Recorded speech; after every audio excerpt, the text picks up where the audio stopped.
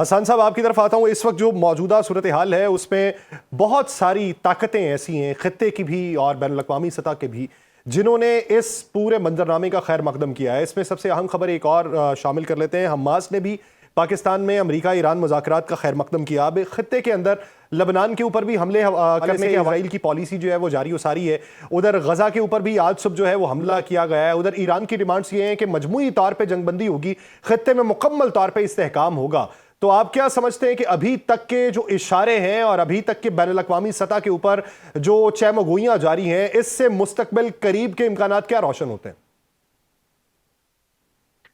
Sorry, ऐसा आपकी मैं लास्ट जो है वो क्वेश्चन को नहीं सुन सका, लेकिन मैं आई विल टेक इट कि जो जिस तरह मैं देख रहा हूँ कि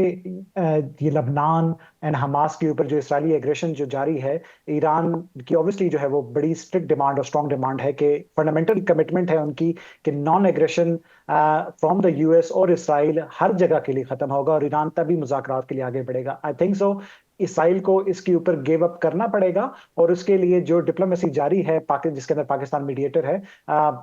जो है वो अमेरिका को मजबूर करेगी इस चीज के ऊपर कि वो उनको एक लगाम में लाए और इनको जो है वो they put them in some restraint कि वो जो है वो इस जंग से निकलें, अपने लिए भी और सबके लिए भी। आई थिंक सो उसकी जो सबसे अहम मिसाल है वाशिंगटन के अंदर जो उनके सफीर है, उनकी इसराइली जो सफीर है उससे बातचीत हुई है और स्टेट डिपार्टमेंट के अंदर जो है वो I think so on the April 14 जो है वो ये नेक्स्ट मीटिंग तय है। उसको देखना पड़ेगा कि उसके अंदर किन चीजों के ऊपर जो है वो एग्रीमेंट्स होते हैं और हिजबुल्लाह जो कि मेन पार्टी है उसको किस तरीके से उस मुज़ाकरात के अंदर शामिल किया जाता है। पीरज़ादा साहब, इत्तलात ये है, अमरीकी मीडिया ये रिपोर्ट करता है, जो सबसे बड़ा तहफ़्फ़ुज़ था ईरान का, और बाकिर कालिबाफ ने भी जिसके ऊपर बातचीत की और बाकायदा तौर पे प्राइम मिनिस्टर के ट्वीट का एक स्क्रीनशॉट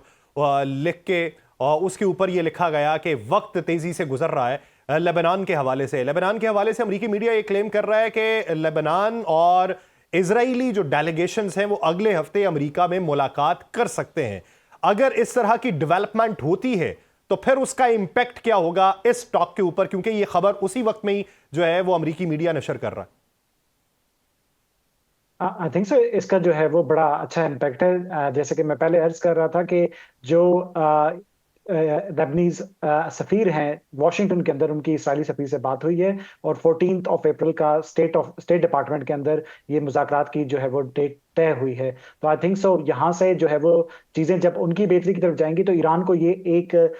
जो है वो पुश देगा कि वो अब बाकी जो पॉइंट्स हैं उनके वो उसकी तरफ आए। एक दूसरी खबर जो हमने रॉयटर्स के थ्रू जो है वो सुनी है, जो कि सी जो व्हाइट हाउस ने उसको अभी तक जो है वो जो है वो एक्सेप्ट नहीं किया और उसका डिनायल दे रहे हैं, वो ये है कि उनके जो ईरानियन एसेट्स और प्रॉपर्टीज हैं फ्रोजन जो अब्रॉड, उनको जो करने का उनको रिलीज करने का, अगर वो भी होता है तो चीजें अच्छी सिद्ध में जा रही हैं। मेरे हिसाब में ईरान की जो कामयाबी है वो उसी वक्त हमें नजर आ गई जब जेडी वेंस आ गए हैं। बिकॉज जेडी वेंस वो हैं जिनको ईरान जो है वो चाहता था कि वो आए और उनसे वो एक डिस्कशन करें, और जेडी वेंस उस एडमिनिस्ट्रेशन के अंदर मौजूद हैं जहां पे वो इस जंग की मुखालफत भी कर चुके हैं विद इन द सर्कल, और उसके अलावा जो है वो इसराइल के साथ भी जो है वो इस चीज के ऊपर कर चुके हैं बात कि वो इसराइल ने उन यूएस को इस जंग के अंदर इंटेगल कर दिया है। तो आई थिंक सो ईरानीज बड़े डिटर्मिनेशन के साथ आए हैं, बहुत अच्छा वफ्द लेके आए हैं जो कि स्ट्रेटेजिक वफ्द है, जो उनकी पॉलिटिकल साइड को भी, उनकी आईआरजीसी की साइड को भी और उनकी जो रिलीजियस क्लैरिटी है उसको भी, सबको कवर करता है। यार माशी तौर पे भी, समाजी तौर पे भी, दिफाई एतबार से भी, सियासी एतबार से भी हर तरह की कवरेज जो है वो इस डेलीगेशन के अंदर दिखाई देती है। देखा जाए तो इत्तलात जो अमेरिका के अंदर इस वक्त रिपोर्ट हो रही हैं वो तो एक पॉजिटिवली ही इस पूरे मंजरनामे को लेके आगे बढ़ रही हैं। लेकिन जो दुनिया के दीगर ममालिक हैं उनकी हवाले से मैं पहले बात कर रहा था कि क्या चीज़ें होंगी। आप क्या समझते हैं कि जो बैरूनी दुनिया है, बैरूनी दुनिया इस पूरे मंजरनामे को किस नज़र से देख रही है, और बैरूनी दुनिया का इनपुट इस पूरे मंजरनामे में क्या है? बैरूनी दुनिया जो है वो इसको बड़े क्लोजली जो है वो मॉनिटर कर रही है, cause of the economic issues जो हर एक को इस वक्त जो है वो पेश फरमा है। चाहे कोई इस वक्त जो है वो फ्रांस में बैठा है या अमेरिका में बैठा है, आम इंसान जो है वो इससे इफेक्टेड है, तो उसकी वजह से जो गवर्नमेंट्स हैं उनके ऊपर बहुत ज्यादा प्रेशर मौजूद है। एंड गवर्नमेंट्स के ऊपर ये भी प्रेशर मौजूद है कि जो इस खत्ते के अंदर किसी किस्म की जंग जो है वो पूरी दुनिया के लिए खतरा है। तो आई थिंक सो हर कोई जो है वो इसलिए पाकिस्तान की जो है वो खिदमात की तारीफ भी कर रहा है और सराह भी रहा है कि पाकिस्तान ने जिस तरीके से इन दोनों ममालिक को इंगेज किया है। तो दुनिया की ख्वाहिश और कोशिश भी यही होगी कि जो ये खित्ता है इस जंग से महफूज रहे और यूएस और ईरान जो है वो एक एग्रीमेंट पे पहुंचे, स्ट्रेट ऑफ हॉर्मस दोबारा से खुले, जिसके अंदर से जो एलएनजी, ऑयल और यूरिया फर्टिलाइजर की जो आमदर रफ्त है वो दोबारा से स्टार्ट हो। बिकॉज दुनिया की इकोनॉमी जो है वो इस वक्त चोक हुई है और जो इकोनॉमिक टर्मोइल चल रहा है वो उसका सिर्फ हल यही है कि जब एक पीस इस रीजन के अंदर आएगा, स्ट्रेट ऑफ हॉर्मस खुलेगी और ये अटैक्स जो है वो बंद होंगे, फ्लाइट डिसरप्शन बंद होंगी। तो आई थिंक सो हर कोई इसको बड़े क्लोजली मॉनिटर कर रहा है और जितनी बैकग्राउंड सपोर्ट कोई किसी को दे सकता है वो भी दे रहा होगा। ऑब्वियसली पाकिस्तान इसके अंदर बहुत लीड है और पाकिस्तानी फॉरेन मिनिस्ट्री ने एक बड़ा अहम किरदार अदा किया है इसके अंदर, इसको इंगेज करने के लिए। पीरजादा साहब, अगर बात की जाए, जो पहले हम बात कर रहे थे आबनाए हरमुज से गुजरने के हवाले से और ईरान की उसके ऊपर जो राय थी कि पर बैरल जो है उसको $1 जो है वो चार्ज करेगा, अभी अगर सूरत हाल लगाएं तो इन 38-39 दिनों में रोजाना की बुनियाद पे 2.5 मिलियन बैरल जो है वो वहां से गुजर रहा है, अगर मैं मुगालतार आई से काम नहीं ले रहा। और अमन के दिनों में 20 मिलियन बैरल जो था वो वहां से गुजरता था। अगर पर बैरल $1 लगाया जाए तो रोजाना की बुनियाद पे वो $20 मिलियन बनते हैं और माहाना की बुनियाद पे अगर लगाए जाएं तो वो $600 मिलियन बनते हैं और सालाना की बुनियाद पे अगर आप लगा लें तो फिर अरबों डॉलर्स की ये बात चली जाती है। तो अगर ईरान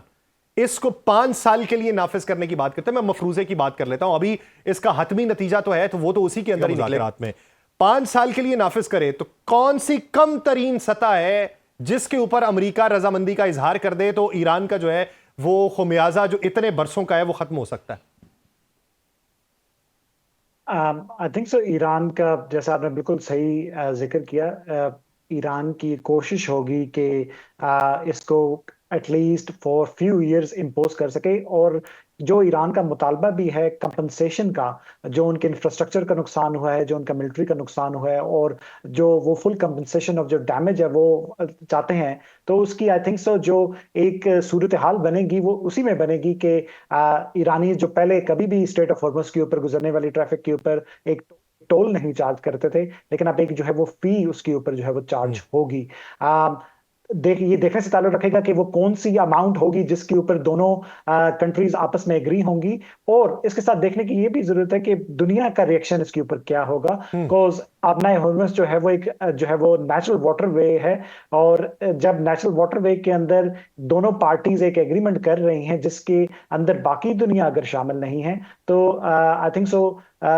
इसके ऊपर जो है वो इस चीज के ऊपर नोक पलक की जरूरत होगी और बहुत सारे जो फैक्टर्स हैं और बहुत सारे जो एक्टर्स हैं उनको इसके अंदर इन्वॉल्व करना पड़ेगा। लेकिन एक सूरत हाल लाजमी बनेगी कि क्योंकि कंपनसेशन ईरान को चाहिए, ये ईरान का वन ऑफ द फंडामेंटल मुतालबा है और तो उसके हसूल के लिए ईरानीज ऑब्वियसली इसके ऊपर सख्त किस्म का जोर देंगे। लेकिन जैसे इस डेलीगेशन के अंदर जो बहुत सारी अवाम है उसके अंदर बहुत सारी टेक्निकल और फाइनेंशियल अवाम भी आई है, जो उनके सेंट्रल बैंक के जो सदर हैं ईरानी, वो इसके अंदर आए हैं। तो जो फाइनेंशियल जो एक्सपर्ट है, जो हिमायती साहब हैं, वो उनके पहले मिनिस्टर भी रहे हैं, ऑल्थो वो बाद में इम्पीच हुए और मसूद पेज़ेशकियान उनको वापस दोबारा जो है वो एज अ सेंट्रल बैंक का हेड लेके आए। तो वो जो इसकी अनफ्रीजिंग ऑफ इरानियन एसेट और जो मॉनेटरी इसके साथ इन्वॉल्व है उसके ऊपर उनका जो है वो जोर होगा। तो ईरान बहुत एक कंप्रिहेंसिव किस्म का डेलीगेशन लेके आया है जो हर पॉइंट के ऊपर एट द स्पॉट अपनी राय देने के ऊपर और अपनी जो तजावीज है देने के ऊपर वो तैयार होगा। सो देखने से ताल्लुक रखेगा कि ये आप आगे किस तरह चलेंगे। जो निजाम है उसका 40-50% उन्होंने अपने पूरे निजाम का कैलकुलेटर जो है वो इस वक्त अपने साथ रखा हुआ है कि फौरी तौर के ऊपर ही जो है वो फैसला किया जा सके कि कितना फायदेमंद है और कितना नुकसानदेह है और कितना जो है वो बीच का रास्ता निकालने के हवाले से